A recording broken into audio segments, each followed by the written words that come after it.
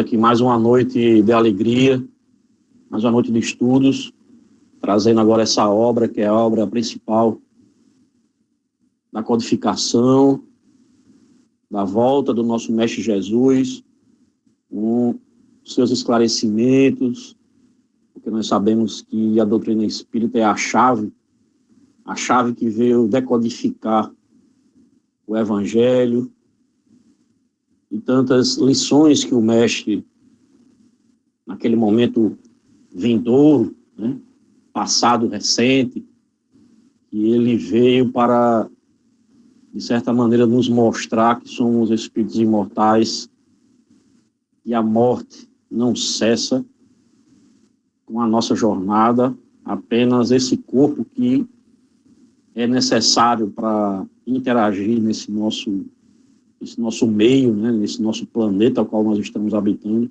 Esse sim vai perecer, esse sim vai se decompor, vai voltar para o seio da terra e vai auxiliar na sua transformação dos seus elementos, para que outros seres possam surgir esse grande ciclo que é a vida.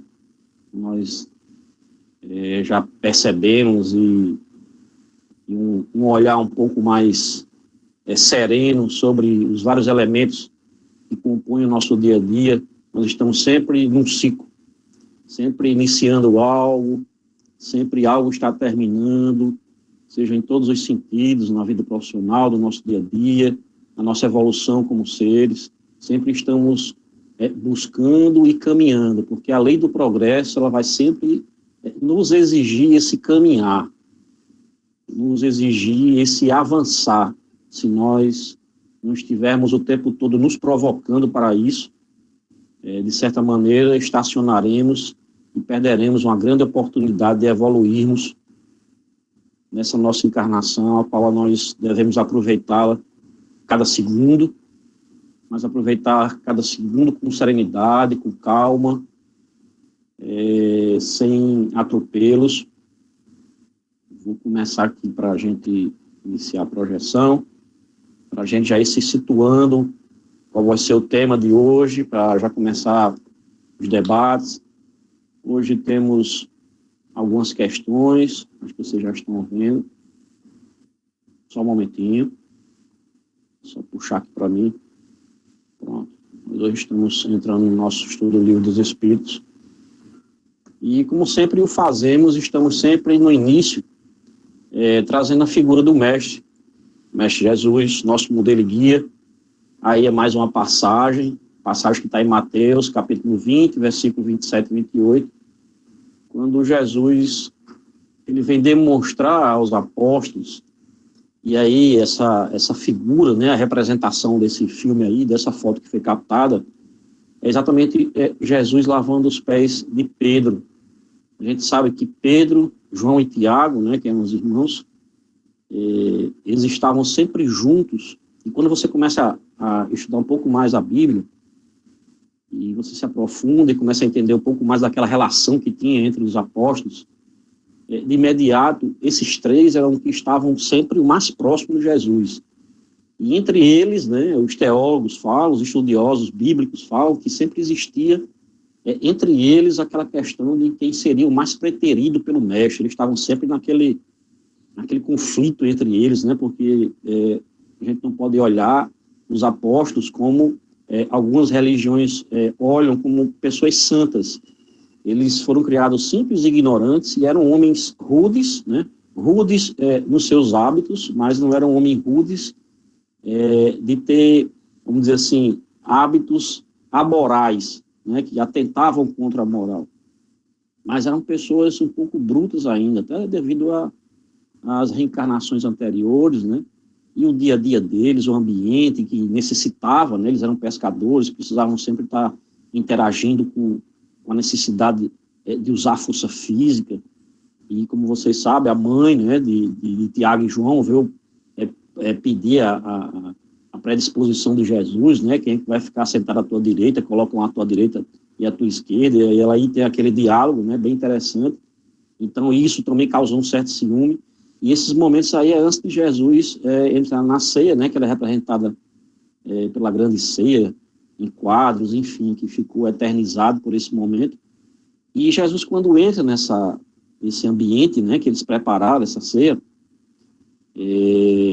como vocês sabem, sempre tinha um hábito da pessoa mais humilde daquele estabelecimento que vinham lavar os pés daqueles que ali adentravam. E Jesus, quando chegou, percebeu que todos os apóstolos chegaram e nenhum deles se predispôs a esse trabalho. O trabalho do mais humilde, o trabalho daquele que deve, de certa forma, se despersonalizar, deve deixar a sua vaidade de lado para que a obra possa ser elevada. E aí nós estamos trazendo essa reflexão para todos aqueles que estão aqui no dia a dia, né? E eu sou o primeiro beneficiado naquilo que falo, porque a minha boca está mais próxima aqui do meu ouvido quando eu falo. Então isso é para mim, para todos aqueles que se prestam, né, esse dia a dia, de vir para cá e está sempre tentando trazer uma lição, algo mais. E eu achei muito importante trazer para vocês essa reflexão da humildade que o mestre trouxe para eles, né, essa grande lição, porque quando o mestre percebeu que nenhum deles ia fazer, né, e ia se sujeitar, porque isso era uma tarefa que, de certa maneira, trazia uma certa desonra para aquele que o fizesse, porque eram pessoas humilíssimas que faziam esse papel de lavar os pés dos viajantes que chegavam quando entravam no estalagem, ou que eram convidados, né, para uma ceia, numa casa de famílias um pouco mais abastadas. Sempre tinha aquele serviçal humilde que tinha que fazer essa tarefa. E quando Jesus assim o percebeu, pediu, né, providenciou para que fosse mostrado, e Pedro no início não queria, não, o mestre não vai fazer, e ele disse que aquele que não assim o fizesse não entraria no reino do Pai, né, não estaria com ele, ou seja, aquele que não se despersonalizasse, né, deixasse de ser Marcos, Antônio, São Inácio, ou quem quer que seja, e objetivasse principalmente a obra, né, a palavra, o evangelizar acima de tudo. Então, a gente primeiro tem que se evangelizar, a gente tem que se tornar pequeno para deixar que a obra seja maior, para que ela, sim, ela seja exalçada, né, seja elevada ao patamar que ela merece. E a mensagem chegue muito mais forte para aqueles que necessitam. Então, é importante a gente estar sempre naquela questão, né, do vigiar, orar, e a gente precisa saber o que é o vigiar, ao que é que a gente tem que estar vigiando, né, e para que e como a gente deve estar orando, porque a gente já estudou e está sempre voltando nesse tema da questão da prece, que não é a repetição, não é a quantidade de palavras, é o sentimento que você emprega nesse momento, que você está em comunhão com Deus, comunhão com o nosso Mestre Jesus, quando você busca dentro da sua serenidade, dentro do seu aconchego, da sua solidão, a solidão não de estar só, mas você estar ali naquele momento, na sua solidão íntima com os entes queridos, aqueles seres espirituais que estão sempre ao nosso derredor, né, aos nossos anjos de guarda, são aqueles que estão sempre olhando por nós. Então, eu gostaria de ficar bem forte. Quem quiser pode pegar Mateus capítulo 20, né, ler todo ele, que ele traz toda essa relação, e um pouco antes, quando ele vem trazer que um deles foi na frente, preparou, procurou um local ideal, para que esse momento, e esse era um dos momentos derradeiros do nosso Mestre Jesus, após esse momento, foi que o nosso irmão Judas fez a sua entrega, né, entregou o Mestre como entrega o Cordeiro, e aí nós sabemos que daí foi que Jesus foi preso, e isso eu estou falando em sequências um pouco mais distantes, eu estou aproximando ela para que a gente tenha noção do que aconteceu depois disso. E aí veio a crucificação e todos os eventos de ressurreição, mas esse foi o momento derradeiro, onde Jesus esteve ali com seus apóstolos, passando primeiro, logo de cara, essa grande lição para todos aqueles que ali se encontravam, principalmente para Pedro, João e Tiago, que estavam sempre disputando, né, o Mestre. Eles sempre tiveram momentos importantes, né, com o momento da transfiguração. Eles três estavam lá naquele momento, quando o Mestre foi para o monte, estava lá Elias e Moisés, que vieram em espírito, né, falar com o Mestre Jesus. Então, esses três apóstolos, se vocês começarem a prestar atenção quando estiverem estudando a Bíblia, vão perceber que sempre eles estavam próximos de Jesus nos eventos, né, nos eventos principais, vamos dizer assim, dessa trajetória de pouco mais de 3 anos que o Mestre trouxe, desde que começou a regimentá-los, né, Alguns pensam que Jesus saiu a esmo, assim, chamando, ei, fulano, vem cá, ei, Beltrano. A gente sabe que, quando a gente estuda o Espiritismo, a gente sabe que já vinha na programação a reencarnatória deles esse momento, e quando Jesus o chamava, vinha aquele despertamento íntimo que acontece conosco, geralmente em situações, em mudanças de atitude nossa, né?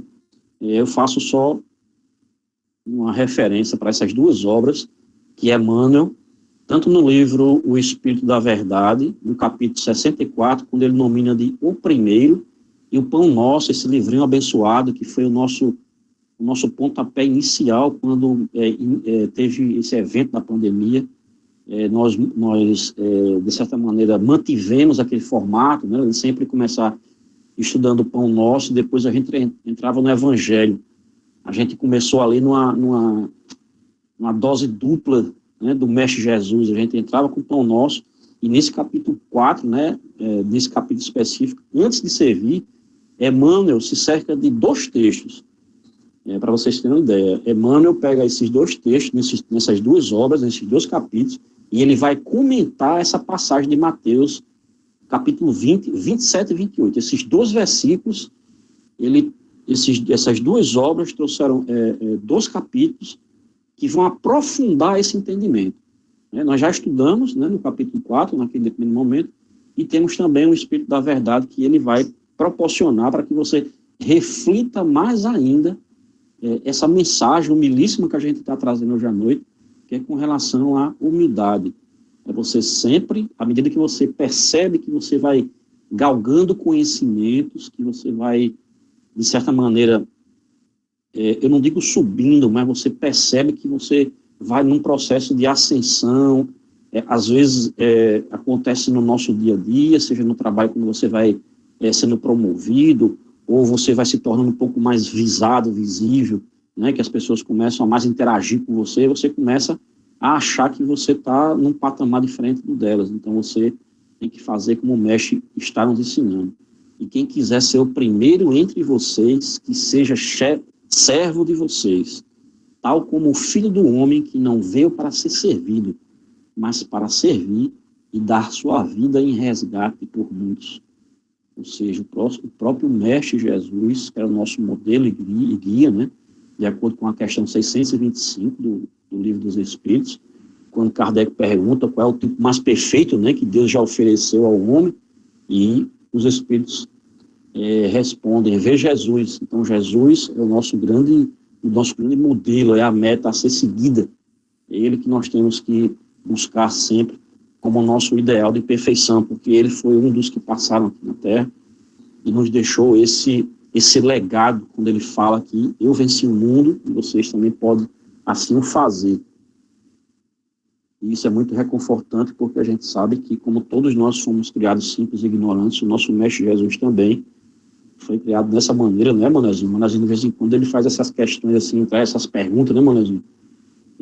Mas Jesus estava aqui, não pode, mas graças a Deus ele não está hoje com a camisa camuflada dele, então ele está bem tranquilo hoje, né? E não fez aquelas perguntas antes, né, Manezinho?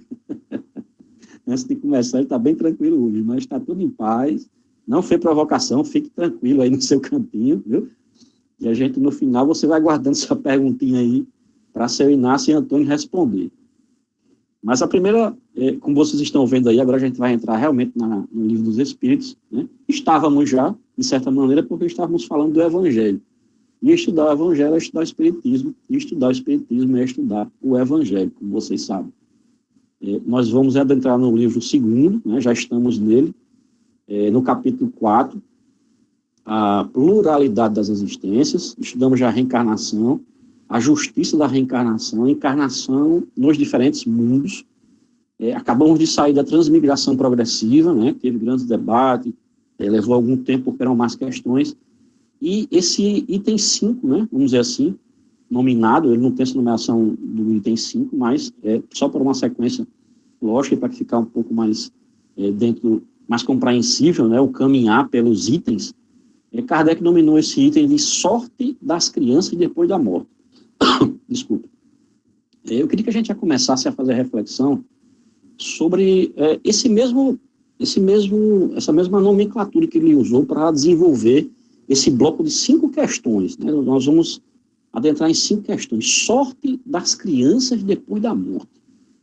Quando a gente se depara com essa palavra sorte, né, a gente está dizendo assim, Kardec está falando do quê? Que é sorte das crianças, né? Você logo começa a fazer uma reflexão voltada para jogos de azar. Será que joga para cima assim, aí vai decidir qual é a criança que vai para tal canto? Será que é isso? Tem uma coisa a ver?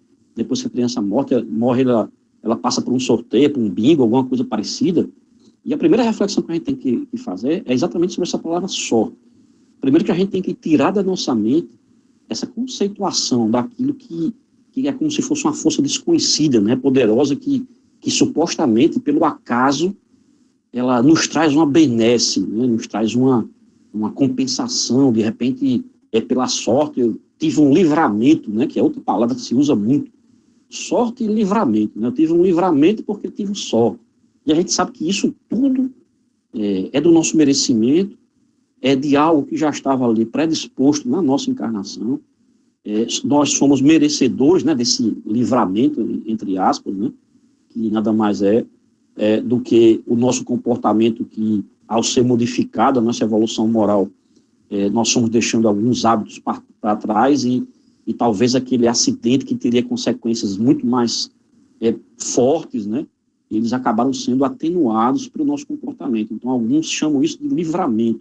Mas nós que estudamos a doutrina espírita entendemos já todos esses eventos em que eles estão todos concatenados dentro da nossa vivência como espíritos.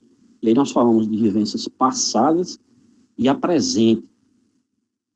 E qual é a forma de olhar esse sorte das crianças?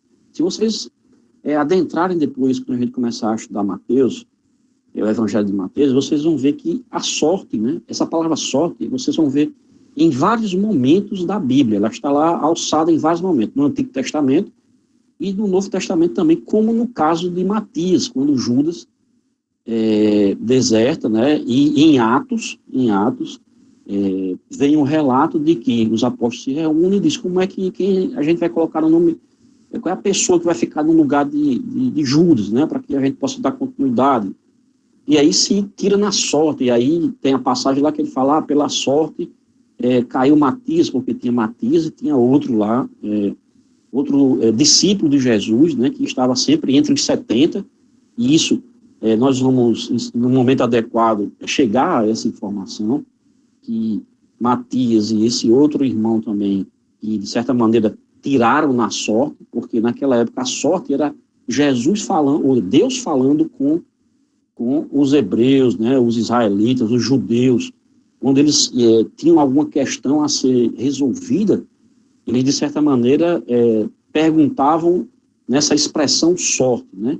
Na palavra, na tradução hebraica, ela tem a conotação do pouco mais divino, vamos dizer assim.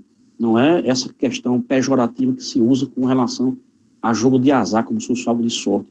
Era uma forma de Deus falar, era como se fosse você tentar escolher 2 caminhos ou uma solução para aquilo. Será que eu faço? Então eles, de certa maneira, se utilizavam, né, de alguns mecanismos para obter essa resposta, mas não era visto da forma como nós vimos. Então, quando a gente olhar para essa palavra sorte das crianças, vamos refletir com relação ao destino, né, ao caminho que essas crianças, depois da morte tomam. Qual é o destino deles, de que forma eles vão chegar, para onde vão, se ficam de certa maneira, se não ficam, como é. Isso a gente vai ver ao adentrar agora nessas questões. Né? Então, a primeira coisa que a gente tem que fixar é tirar essa questão da sorte. Não é sorte de jogar dados ou sorte dessa questão de jogo de azar. Não é com relação a isso. É sorte de destino das crianças, mais voltada para essa questão divina. Né, de você saber o destino delas, o que acontece depois da morte, que rumo elas tomam, ficam na erraticidade, o que acontece. Vamos adentrar nelas e a gente vai começando a refletir.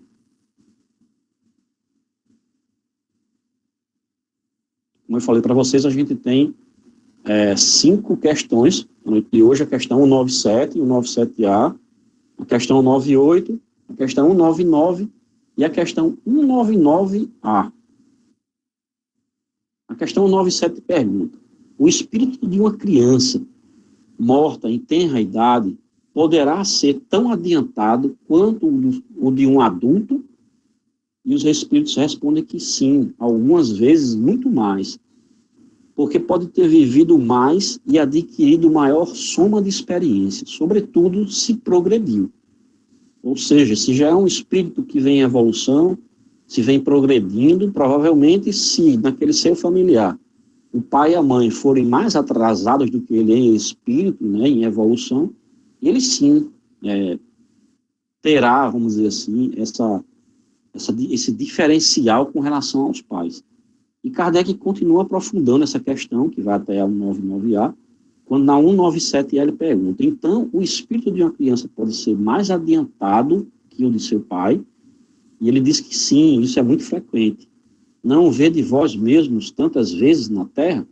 E aí a gente fala, né, a respeito dos nossos filhos, daquelas crianças prodígio, que já é as crianças prodígio já é vamos dizer assim, um patamar diferenciado, né?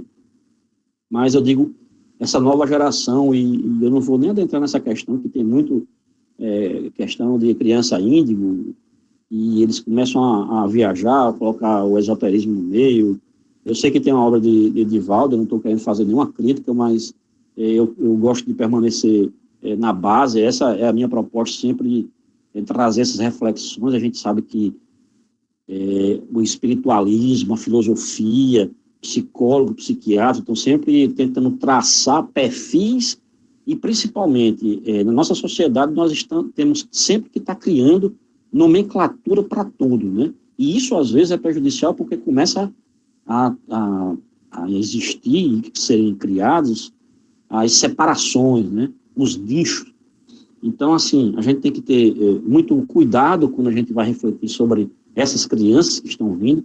Isso aí não é uma regra. Algumas pessoas dizem, todas as crianças que estão reencarnando são crianças evoluídas. Não.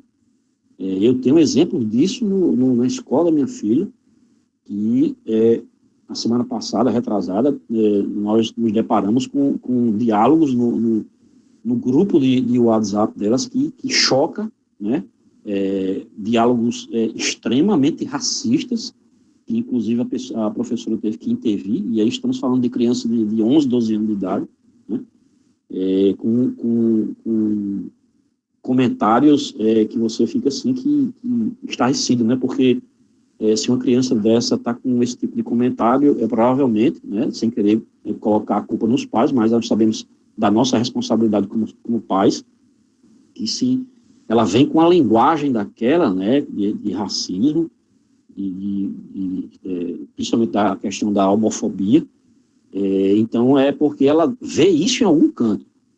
Se ela está vendo de forma desregrada nas mídias sociais, por conivência dos pais, ou total ausência, né, de conhecimento.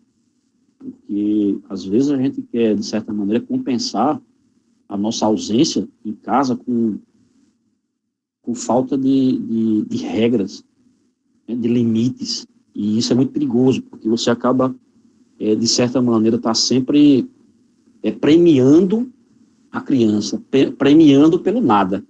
Né? Na minha época, para você receber alguma coisa, de algum presente, meu Deus, você tem que andar na linha assim o ano todinho, para no final do ano ver se você realmente ia, né, receber um presentinho aqui e dali. Hoje é o tempo todo os pais comprando, e achando que os bens materiais é que vão trazer, vão, de certa maneira, suprir, né, a ausência e a falta desses momentos que são importantíssimos de convivência com os nossos filhos e com a nossa família em si, né? Isso independente da idade. Não é porque o filho já casou e saiu de casa que não possa ter essa convivência e esse aconchego no dia a dia. Isso é que é importante, e principalmente ter o diálogo. Então, quando eu vi isso aí, esse diálogo, né, que ela veio me mostrar, que ela ficou chocada, e até na semana seguinte tivemos outro problema também com relação a xingamentos nesse grupo. Aí eu disse a ela: minha filha, você tem que sair desse grupo, da sua turma, porque esses meninos são totalmente desajustados. porque não tem cabimento uma forma de se expressar dessa maneira, porque às vezes quando você tem um filho, uma filha que tem uma outra visão, né, tem uma visão dessa de mundo que a gente tenta passar no dia a dia, ela acha que todas as pessoas também são dessa forma, mas a gente tem que conversar e dizer que nem todas estão no mesmo nível de conhecimento, e que ela não é obrigada, naquele momento, a conviver com aquelas crianças daquela forma. Não existe uma obrigatoriedade, ela ainda na fase evolutiva inicial. Então, quando a gente se deparar com essas questões, a gente tem muita obra falando a respeito disso, os meninos que estão vindo, não é bem assim. Os que estão vindo não são super gênios, não são espíritos evoluidíssimos, uns estão dizendo que Emmanuel está voltando, fulano está voltando, ciclano está voltando para esse momento de progressão dos mundos agora. A gente tem que ter muito cuidado e ter muita calma nesse tipo de análise, porque não é bem assim. A gente sabe, como os espíritos estão dizendo, sim, que existem essas crianças, né, que devido ao seu progresso e à sua vivência, serem espíritos mais vividos, que já alcançaram um nível de consciência, né, consciência do divino, de Deus. Eles têm um comportamento fora da curva, vamos dizer assim, né? Eles olham a vida de uma outra maneira. Uns dizem, esse menino parece um velho, tem umas reflexões que a gente fica besta, né? E aí Miramês, ele traz a reflexão com relação a essas duas questões, quando ele fala que um espírito que se encontra animando uma criança, em muitos casos, é mais evoluído que seus próprios pais, e isso é frequente no seio da sociedade humana. Por vezes, são os mesmos ancestrais de volta, com as experiências que granjearam, com novos aprendizados no mundo espiritual, que trazem para novas experiências na carne. A luta da doutrina dos espíritos é a educação, é transformar o homem velho no homem novo, é fazer acordar os dons de ouro no vaso de barro. E quando ele fala, transformar, deixar o homem velho para trás, né? É deixar aquele homem lá com as paixões arraigadas ainda, fortes para trás. É aquele vaidoso, é o egoísta, é o mesquinho, é aquele que acha que tem o poder sobre a vida das outras pessoas, que tem a propriedade sobre a vida das outras pessoas, que todos têm que obedecer como se ele fosse o Senhor, o Senhor da verdade. E quando a gente fala em deixar para trás, exatamente é esse homem velho, trazer o homem novo, esse homem mais evangelizado, mais consciente, aquele homem que a todo momento busca, já sabe que errou, e quando tem qualquer atitude que ele já tem essa consciência, caramba, eu pisei na bola, não devia ter feito isso, ele tenta de toda maneira voltar atrás, de certa maneira modificar aquele comportamento, consertar o erro que ele cometeu, o mal, o prejuízo que ele deu a outro, ele já tenta agora nessa encarnação apaziguar, seja por uma discórdia, seja um dano que ele provocou, ele já tem essa consciência. Então é esse o homem novo que está surgindo.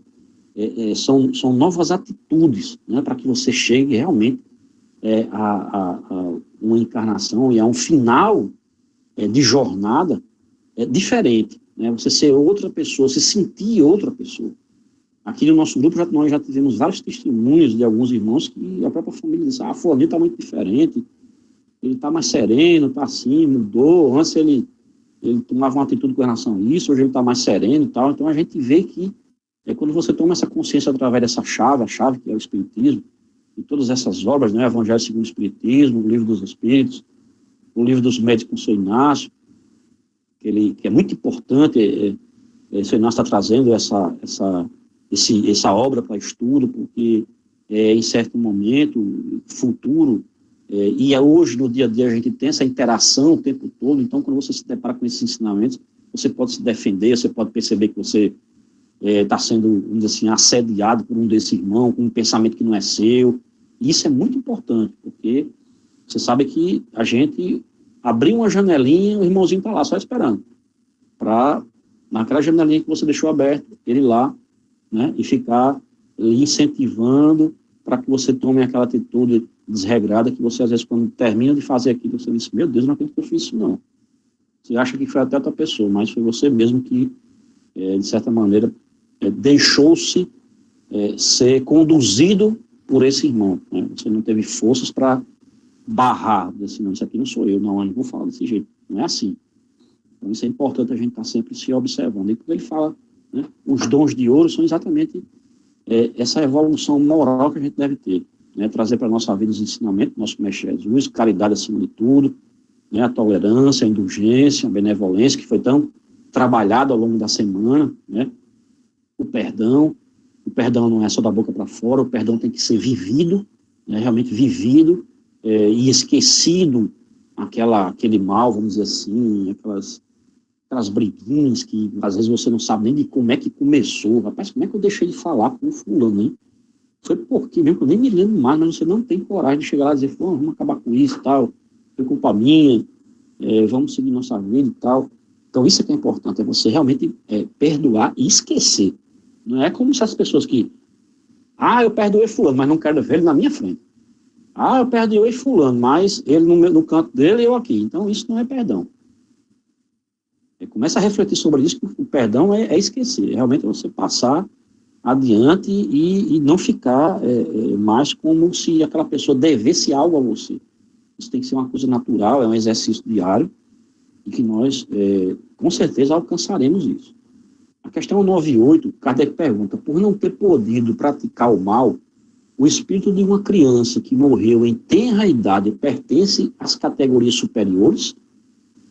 Kardec já começa a querer saber por que aquela criança, né, perdeu a vida logo cedo, ele é um espírito superior, né, se pertence a essa categoria, porque passou tão pouco tempo aqui. E os espíritos respondem que se não fez o mal, também não fez o bem. E Deus não isenta das provas que tenha de padecer. Se for puro, não será pelo fato de ter sido criança, mas porque era mais evoluído. E Miramês ele traz que pode acontecer que o corpo de uma criancinha esteja sendo animado por um espírito angélico. Assim como, em muitos casos, anima uma criancinha um espírito de condições inferiores. Quando cresce, ele se denuncia, exteriorizando o que realmente é. É pela vivência que reconhecemos quem se encontra animado esse ou aquele corpo, seja da idade que for. Conhecemos a alma por suas qualidades, e essas qualidades as reconheceremos na vivência do dia a dia. Reconheceremos e reconhecemos pelas atitudes das pessoas, né? Pelas nossas atitudes. É ela que nos entrega, se nós não estamos arraigados com apegados, né, a certas coisas, você pode refletir. Cara, eu sou muito atrasado, eu sou um espírito que está muito atrasado, porque isso aqui ainda me faz mal. Eu não consigo ver isso, eu não consigo aceitar esse comportamento dessa pessoa, porque isso não tá certo, né? Você tem sempre dentro de você esse julgo, né? O julgo de julgar, de ser o juiz dos outros, né? Está sempre procurando dentro dos seus critérios de moral, né? A moral que a sociedade diz que é o certo, mas não é essa moral que a gente deve procurar seguir, mas a moral, claro, a gente tem que procurar seguir a moral, que é a moral que, de certa maneira, norteia a sociedade como um todo, né? Esses padrões de comportamento, de educação, de você se portar, de algo que, como é que você deve agir, né? Aí já entra a educação e outras situações, mas é a moral do Mestre Jesus, é essa que nós estamos tentando buscar, né? E quando você vê, né, a gente já define e já de pronto já reconhece, quando a gente está em desalinho com o nosso Mestre Jesus, a gente já percebe que nós somos espíritos atrasados, e principalmente quando nós estamos apegados ainda às nossas mazelas, né? Vamos às duas questões finais. Quando Kardec pergunta por que a vida se interrompe com tanta frequência na infância. Aí os espíritos respondem que a duração da vida da criança pode representar para o espírito que nela está encarnado o complemento de uma existência interrompida antes do término devido. E sua morte quase sempre constitui provação ou expiação para os pais. A questão 199A, quando ele aprofunda essa questão, ele pergunta em que se transforma o espírito de uma criança que morreu em tenra idade. E aí eles informam, recomeçam uma nova existência. Existem obras riquíssimas, né? Uma delas de Luiz Sérgio, quando ele fala sobre a questão do aborto, né? Um livro que ele tem, Deixe-me Viver, que ele fala a respeito dessas crianças que tentam, de certa maneira, reencarnar, passam um tempo no útero da mãe e são abortadas, né? Então, algumas delas, devido à violência do aborto, os espíritos, quando voltam, né, para o mundo espiritual, eles ainda passam um bom tempo ainda no corpo de criança, porque eles não conseguem, de certa maneira, eles estão tão arregados com tanto ódio, né, da mãe, com a questão da vingança. Muitos deles não aceitam, porque nós sabemos que ela se comprometeu, né, todos nós nos comprometemos com aqueles que estão no nosso seio familiar, antes de reencarnarmos, né, o nosso pai, em certo momento chegou, né, a gente chegou para o pai da gente e disse, olha, eu vou precisar reencarnar, será que você podia me aceitar? Isso nós estamos falando quando você tem condições de fazer isso. Quando não são processos que requer esse resgate, né, muitas vezes eles vêm de forma, vamos dizer assim, coercitiva, né, para que vocês, seres que se odiavam, de certa maneira, um pai que queria muito ter um filho, de repente vem aquele inimigo, aquele inimigo mortal dele como um filho dele, que ele vai amar e fazer tudo por ele. Então, nessa encarnação, eles vão conseguir passar, né, dessa fase, daquele momento. Nós sabemos que alguns não conseguem, né, alguns filhos têm um ódio inexplicável pelo pai, e o pai, às vezes, tem um ódio inexplicável por um filho que, para o olhar humano, não existe explicação, mas para o olhar espiritual, né, para a doutrina dos espíritos, tem a explicação que são inimigos que tentaram se unirem, né, em uma próxima reencarnação para poder saldar essas dívidas, mas que não estão conseguindo. Então, vai precisar de outras, quantas forem necessárias, para até que eles consigam resolver, né, essa questão entre eles. Porque se nós estamos em evolução, nós temos que, de certa maneira, nos aperfeiçoarmos, nos sublimarmos a nossa matéria como espírito, sublimarmos-nos como espíritos, né, na nossa jornada futura. Então a gente tem que viver por todas essas situações, em todos os caminhos, em todas as profissões, vivenciar a fome, a riqueza, o não ter nada, o vir sozinho, não ser abandonado, e todas essas experiências, né, que são necessárias para a nossa construção, para se chegar à sublimidade. Kardec, ele colabora com essa questão, ela é bem longa, tá? Eu não trouxe ela, o fragmento todo, trouxe só um fragmento, porque eu sempre peço para que façam a leitura, eu trouxe só essa reflexão com esse questionamento de Kardec. Se o homem só tivesse uma existência, e se após essa existência sua sorte futura ficasse decidida para sempre, ou seja, a gente tira essa sorte e bota o destino, né? O seu destino futuro ficasse decidido para sempre, qual seria o mérito de metade da espécie humana que morre e tem a idade, para gozar sem esforços da felicidade eterna? E com que direito se acharia isenta das condições frequentemente tão duras impostas à outra metade?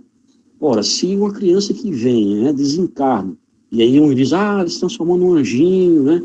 Um anjinho, agora vai viver no paraíso, no céu e tal. É como Kardec pergunta, qual seria o mérito dele, né? Vim aqui, desencarnou como criança, e aí viraria um anjo puro, um espírito puro? Não, não é bem assim. Kardec, ele desenvolve um pouco mais essa questão, mas eu deixo para que vocês busquem lá na obra, façam a leitura, né, e tragam os esclarecimentos necessários. Tem um texto de Miramês, para a gente finalizar, quando ele fala que a curta duração da existência de algumas crianças é, por vezes, influência da existência passada, que foi interrompida antes de cumprir seus dias na pauta da vida. O que ficamos devendo, haveremos de saldar. Entretanto, pode ser igualmente como o caso mais fácil, um espírito que somente deve dias ou meses e mesmo anos para conquistar sua alforria da terra, passar a pertencer a esferas elevadas, servindo também para provações dos pais que sempre reajustam alguma coisa com esse fato que abala os seus sentimentos. Tudo se transforma em lições valiosas na universidade deles, ou seja, ele fala desse reajuste entre os pais, e aí nós devemos remeter de casais que em outras encarnações tiveram a oportunidade de ser pais, não quiseram, ou, né, provocaram o aborto, seja o homem, né, porque às vezes o lado frágil da mãe, né, não consegue o apoio do pai, né, da figura paterna, né, tão desgastada pela sociedade hoje em dia, essa figura paterna nos meios sociais, que sempre relega, mas infelizmente é uma realidade, são fatos e contra fatos você não pode negar, né, tá aí a violência dos homens com relação às meninas é algo crescente, e em muitos dos casos elas não conseguem o apoio deles, né? Se a maioria deles apoiasse, assumisse, né, fizesse realmente o papel de pai e acolhessem, muitos desses abortos com certeza seriam evitados. Nós chegamos ao final com a nossa bandeira, que é Deus que é divulgar, evangelizar, unificar e servir, a partir do momento que nós adentramos na doutrina espírita.